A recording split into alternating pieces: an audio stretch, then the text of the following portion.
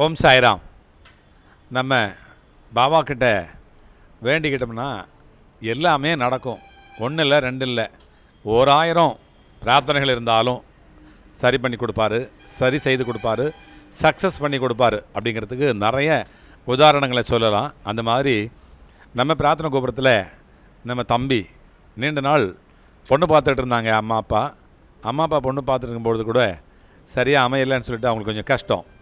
அதன் பிறகு என்னாச்சு, கல்யாணம் நடந்தது. கல்யாணம் நல்லபடியாக நடந்தது. நல்ல ஒரு அமைப்பான ஒரு பொண்ணு கிடைச்சாங்க. அவங்க பேர் அனிதா. இங்கே இருக்காங்க அனிதா சந்தோஷ்குமார் இணையர்கள். போன வருஷம் கல்யாணம் நடந்தது. இன்றைக்கி கல்யாண நாள் இல்லையா? இன்றைக்கி இந்த பிள்ளைக்கு கல்யாண நாள். எல்லோரும் கல்யாண நாளைக்கு வாழ்த்துங்க. முதல் திருமண நாள். கல்யாணம் ஆகி குழந்தை கையில் வந்திருக்குது.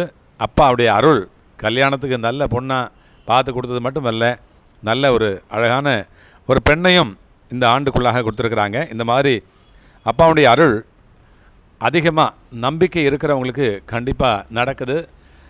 நடக்காதவங்களுக்கு நம்பிக்கை இல்லை அப்படிங்கிறதெல்லாம் கிடையாது.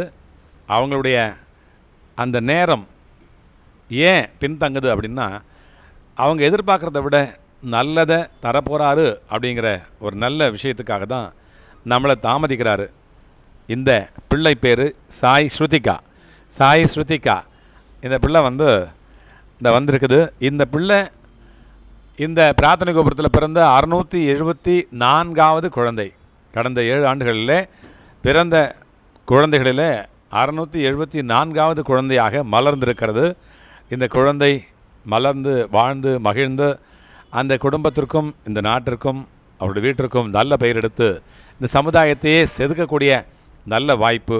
இந்த பிள்ளை தைரியமாக, ஆரோக்கியமாக, ஐஸ்வர்யமாக, அன்பாக, உயர்வாக, பாதுகாப்பாக, எல்லா வளமும் எல்லா நலமும் பெற்று இன்புற்று வாழ்ந்து மற்றவர்களையும் வாழ்விக்கக்கூடிய நல்ல தகுதியும் திறமையும் வாய்ப்பும் அப்பா எல்லாம் வல்ல சர்க்குரு சாயப்பா தருவார் என்கின்ற நம்பிக்கையோடு அப்பாவிடத்தில் பிரார்த்தனை வைப்போம். இதுபோல் யாருக்கெல்லாம் குழந்தை இல்லாமல் தள்ளி போகிறதோ, அந்த குழந்தை பாக்கியத்திற்காக வேண்டிக் கொள்கிறார்களோ, அவர்கள் அனைவருமே இங்கு வேண்டிக் கொண்டு அப்பாவிடத்திலே வேண்டிக் கொண்டு அப்பாவுடைய திருப்பாதத்திலே வைத்த அந்த எலுமிச்சங்கனியை, தேசிக்கனி, ராஜகனி அப்படின்னு சொல்லக்கூடிய அந்த எலுமிச்சங்கனியை வாங்கி உண்டவர்கள் கண்டிப்பாக அந்த தம்பதிகள் உண்டாகிறார்கள் என்பது நிச்சயம்.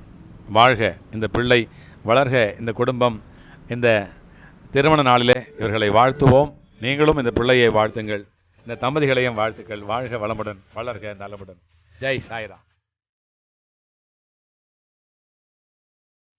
நீதியும் நேர்மையும் நியாயமும் மேன்மையும்